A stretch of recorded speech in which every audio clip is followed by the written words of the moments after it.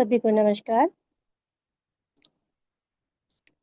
वेणी संहार का अध्ययन कर रहे हैं हम लोग। प्रथम अंक पढ़ रहे हैं। प्रथम अंक में हम लोगों ने 19 श्लोक तक का अध्ययन कर लिया है और यहाँ प्रसंग चल रहा है। भीमसेन और द्रौपदी की आपस में वार्ता हो रही है। भीमसेन जो कि पहले से ही क्रुद्ध है, चूंकि उन्होंने सुन रखा है कि कृष्ण जो है गए हैं 5 गांव की संधि लेकर के, जो कि उन्हें जो है उचित नहीं प्रतीत हो रही है। उनके अनुसार तो युद्ध अवश्य होना चाहिए। सहदेव उन्हें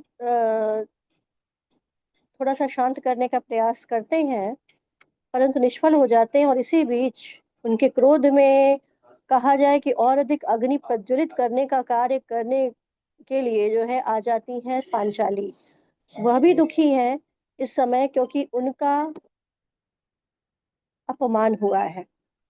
अब वो अपमान कैसे हुआ, किसके द्वारा किया गया, किस तरीके से हुआ, ये सब अब हम आगे के प्रसंग में देखेंगे। तो चेटी है वो भीमसेन को बता रही है, क्योंकि द्रौपदी स्वयं नहीं बता रही है, वो दुखी है काफी।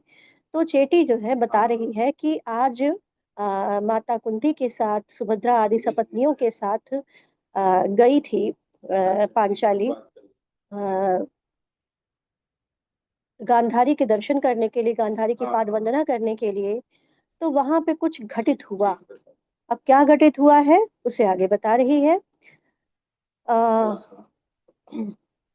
तो भीमसेन हमें यहाँ से पढ़ना है। भीमसेन युक्त में मतलब बता रही है कि जो है गई थी चरण वंदना करने के लिए। तो भीमसेन ने कहा यह तो उचित है, युक्त है, यह तो उचित ही है। वंद्याह खलु गुरुवः, गुरुओं की तो वंदना करनी ही चाहिए। मतलब जो करने गई थी अच्छा करने गई थी। भले ही वो दुर्योधन आदि की माता है, लेकिन फिर भी वो हमसे बड़ी हैं, तो उनकी जो है वंदना करनी चाहिए। तो कहते हैं ततस्तः, उसके बाद क्या हुआ वो बताओ। तो चेती कहती है ततः परिनिर्वर्तमाना भानुमत्या देवी दृष्टा, तत्पश्चात पतिनिवर्तमाना, लौटती हुई द्रौपदी को भानुमत्या, भानुमति ने देखा। भानुमति कौन है? दुर्योधन की पत्नी। तो जो है लौटते हुए तो जो है उसको भानुमति ने देवी को देखा।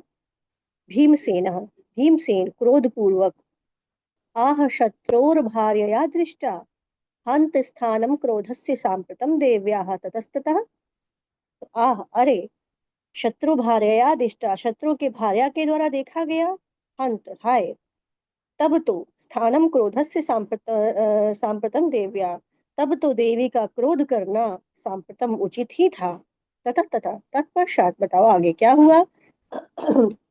तो चेटी कहती है कि ततस्तया देवीं प्रेक्ष, तत्पश्चात देवी को प्रेक्ष देख करके सखी जन दत्त दृष्टया, सखियों की ओर दत्त दृष्टया देखते हुए, सगर्वम ईषद विहस्य भरितम, गर्व पूर्वक इस हंसती हुई उसने कहा, यानी कि भानुमति ने जो है द्रौपदी को देखकर सखियों की ओर देखते हुए अभिमान के साथ हंस करके कहा। भीमसेन ने कहा न केवलम दृष्टा, केवल देखा ही नहीं, उक्ता च कहा भी। अहो किम कुर्मा, क्या किया जाए। ततस्तता तत्पश्चात क्या हुआ आगे बताओ।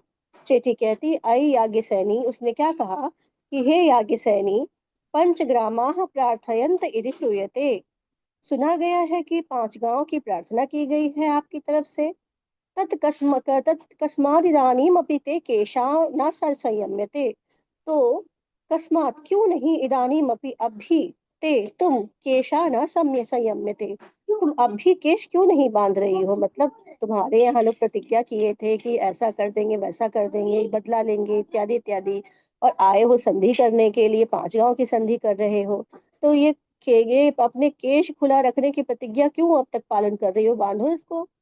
तो भीमसेन कहता है सहदेव श्रुतम, सुना तुमने। मतलब जो सहदेव अभी तक समझा रहा था, प्रयास कर रहा था समझाने का, भीमसेन को शांत करने का, अब भीमसेन को यहाँ पॉइंट मिल गया।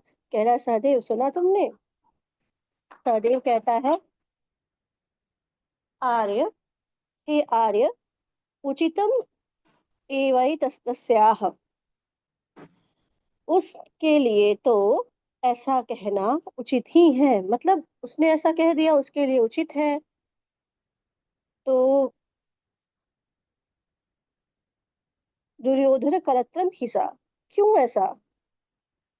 क्योंकि वो कौन क्या है, आफ्टर ऑल वो कौन है, दुर्योधन की पत्नी ही तो है। अवश्य, देखिए, मतलब उसके लिए ये सब कहना आसान है, क्योंकि उससे और उम्मीद भी क्या की जा सकती है, किससे? भानुमति से। क्या उम्मीद की जा सकती, क्योंकि आफ्टर ऑल वो है किसकी पत्नी? दुर्योधन की ही तो पत्नी है, इससे अधिक उससे क्या उम्मीद कर सकते हैं आप? तो आगे कह रहे हैं, स्त्रीणाम ही साहचर्याद् भवन्ति चेतांसि भर्तृ सदृशानि, मधुरापि ही मूर्छयते विषविटप विषविटपि समाश्रिता वल्ली। कारण इसके पीछे क्या है कि पतियों के साहचर्य से, साहचर्य, भर्तृ अर्थात पति ही साहचर्यात अर्थात साहचर्य से, पति के साहचर्य से ही स्त्रीणाम, स्त्रियों के चेतांसी, चित्त भी भर्तृ सदृशानी, पति के ही समान हो जाते हैं। अब लगातार अपने पति के साथ रह रही है, उसकी बातें सुन रही है, तो उसका जो चित्त है, स्त्रियों का चित्त है, वो भी कैसा हो जाता है? भर्तृ सदृशानी, पति के ही समान हो जाता है। क्योंकि, ही अर्थात क्योंकि, मधुरापि मूर्छयते, क्योंकि विष विटपि समाश्रिता वल्ली, विष के विटपि अर्थात पेड़ों पर, समाश्रिता यानी आश्रित, लता, वल्ली मतलब लता, मधुरा अपि मधुर होने पर भी, मूर्छयते लोगों को मूर्छित ही करती है। मतलब विष के पेड़ पर चढ़ी हुई लता भी लोगों को क्या ही करती है? मूर्छित करती, मधुर होने पर भी मूर्छित करती है। तो भले ही वो भानुमति है, स्त्री है, लेकिन पत्नी किसकी है? दुर्योधन की है। तो इसीलिए उससे आप बढ़ोतरी की उम्मीद नहीं कर सकते हैं, इस तरह की बात ही वो कर सकती है। आ,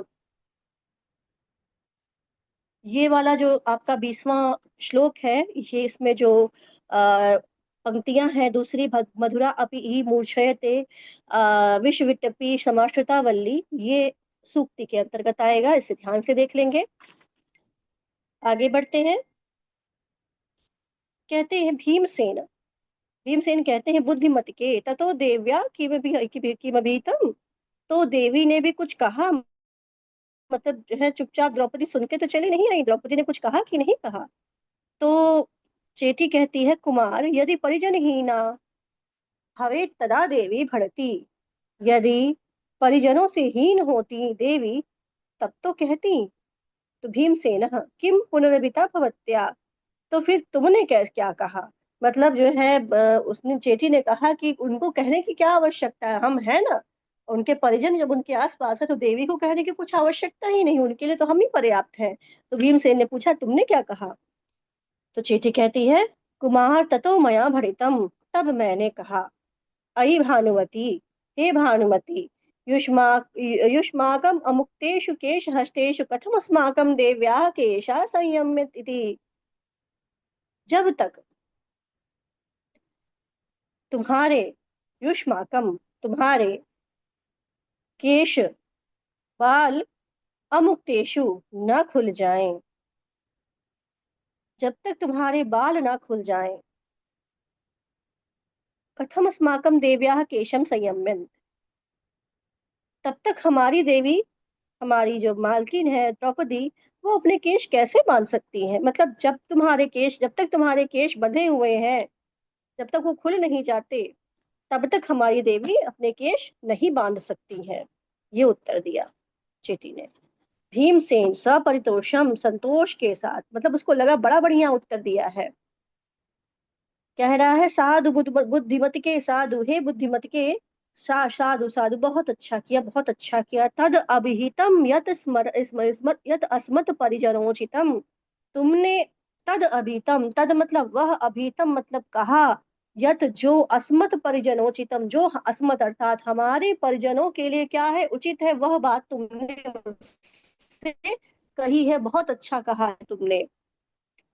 सावष्टंभ सावष्टंभ आसनाद उत्तिष्ठन, अवष्टंभ के साथ, अहंकार के साथ, आसनात उत्तम अर्थात आसन से उठते हुए कहता है, अई पांचाल राजतने, हे पांचाली, अलम विषादेन, विषाद मत करो, दुखी मत हो।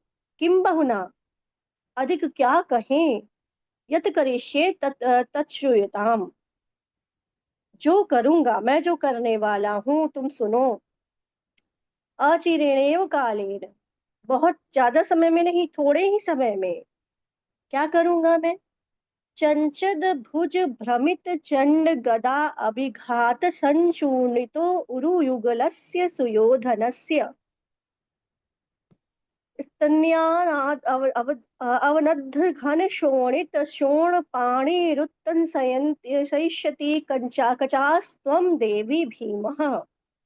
हे देवी, चंचद भुज भ्रमित, चंचद अर्थात चंचल, प्रचलित, चलती चलती हुई, भुजाओं के द्वारा, भ्रमित यानी घुमाई गई, चंड गदा, चंड गदा यानी प्रचंड गदा, घोर गदा के अभिघात, अभिघात अर्थात प्रहार से, संचूर्णित अर्थात टूटी हुई, भग्न हुई, चूर चूर हुई, उरु युगलस्य, युगल मतलब जोड़ा, दोनों जांघों उरु वाले, जांघों वाले, सुयोधनस्य, सुयोधन के, उस दुर्योधन के,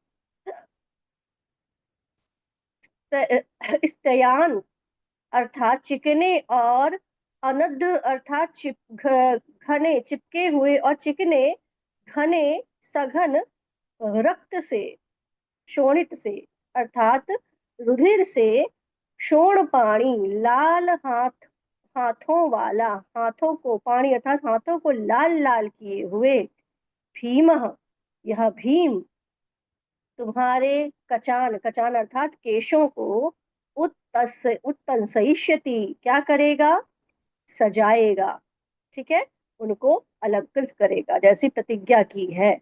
ऐसे हे देवी, चंचद अर्थात चंचल, भुज भ्रमित भुजाओं के द्वारा, भ्रमित अर्थात घुमाई गई, चंड गदा प्रचंड गदा, घोर गदा के अभिघात से, प्रहार से, संचूर्णित अर्थात चूर चूर किए हुए, उरु युगलस्य, सुयोधन से, सुयोधन की, उरु युगलस्य दोनों जंघाओं के, अ, दोनों जंघाओं वाले दुर्योधन के, चिकने और चिपके हुए, रुधिर घने, सघन, घन अर्थात सघन, शोणित अर्थात रुधिर से, शोण पाणी लाल पानी अर्थात हाथों वाला, यह भीम तब कचांस तुम्हारे कचों को अर्थात केशों को क्या करेगा, संवारेगा।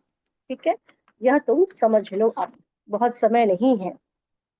द्रौपदी कहती है, किम नाथ दुष्करम त्वया परिकुपितेन, परिकुपितेन अर्थात क्रुद्ध हुए, जानती भीमसेन के क्रोध को कि वो क्रोधित हो गए तो फिर कुछ भी असंभव नहीं है। तो कह रही है कि क्रुद्ध हुए, त्वया आपके लिए, किम नाथ दुष्करम, स्वामी आपके लिए क्या दुष्कर है, कुछ कठिन नहीं है। सर्वथा अनुग्रहन्ते त्वएतद् व्यवसितम ते भ्रातरः, आपके इस निश्चय को, व्यवसितम, व्यवसितम अर्थात निश्चय को, सर्वथा आपके भाइयों को क्या करना चाहिए, अनुग्रहण तो स्वीकार करना चाहिए, मतलब आपके लिए कुछ भी असंभव नहीं जब आप क्रुद्ध हो जाएं, और आपके इस निश्चय को आपके भाइयों को अवश्य स्वीकार करना चाहिए। सहदेव कहता है, अनुग्रहीतम एतदस्माभिः, कहता है इसे, आपकी इस बात को हमने भी स्वीकार कर लिया है। नेपथ्य, नेपथ्य में महान कलकलम, बहुत कोलाहल होता है। नेपथ्य में अत्यंत कोलाहल होता है। सर्वे सविस्मयम आकर्णयन्ति, सभी विस्मित होकर के सुनते हैं। क्या सुनते हैं, देखिए।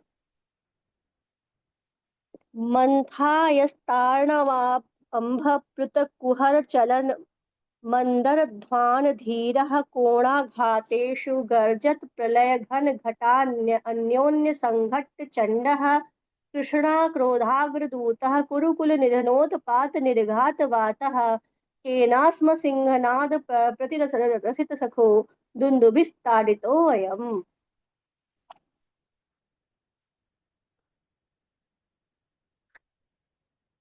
मन मंथाय मंथाय स्तार्णव, मंथाय अस्तार्णव अर्थात मंथन काल में।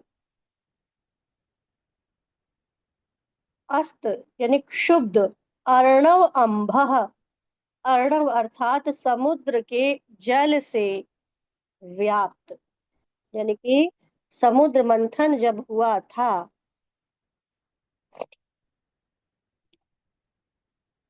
तो मंथाई अर्थात समुद्र मंथन के समय में अस्त अर्थात क्षुब्ध, अर्णव अर्थात समुद्र के अंभ, अंभ अर्थात जल से प्लुत यानी कि व्याप्त, कुहर चलन, कुहर चलन अर्थात गड्ढों वाले, चलन मतलब घूमते हुए, मंदर ध्वनि मंदराचल पर्वत की ध्वनि के समान, धीरः धीर यानी गंभीर, कोणाघातेषु कोणाघातों में, यानी कि कोणाघात मतलब भयंकर प्रहारों में से भी समझाएंगे, तब तक अनुवाद देखते हैं।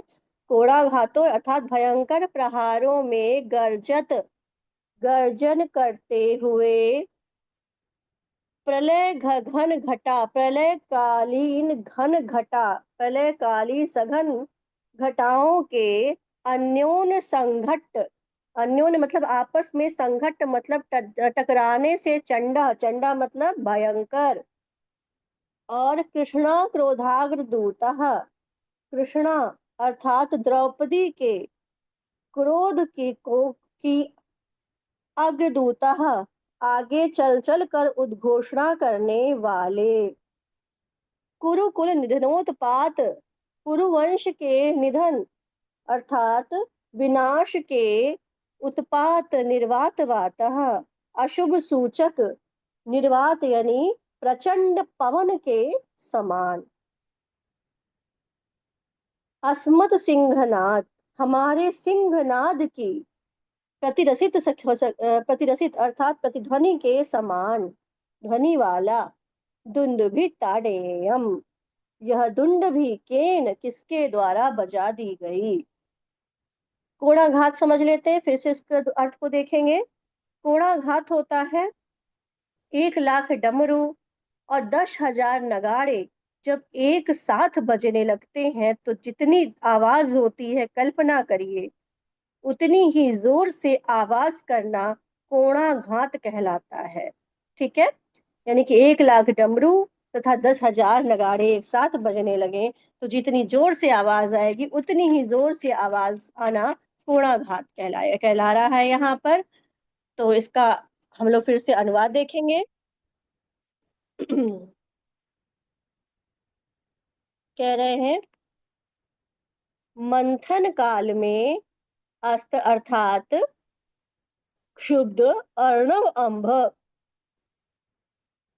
शुद्ध समुद्र के अंभ में यानी कि जल से व्याप्त, कुहर अर्थात कुहर वाले, गड्ढे वाले, और मंदर ध्वान धीरा, घूमते हुए मंदराचल की ध्वनि के समान, धीर गंभीर, कोणाघातेषु कोणाघातों में गर्जन करते हुए, गर्जत गर्जन करते हुए, प्रलय घन घटा, प्रलयकालीन सघन घटा, घटा के अन्योन्य संघट्ट, एक दूसरे से टकराने पर, चो चंड, चंडा यानी प्रचंड,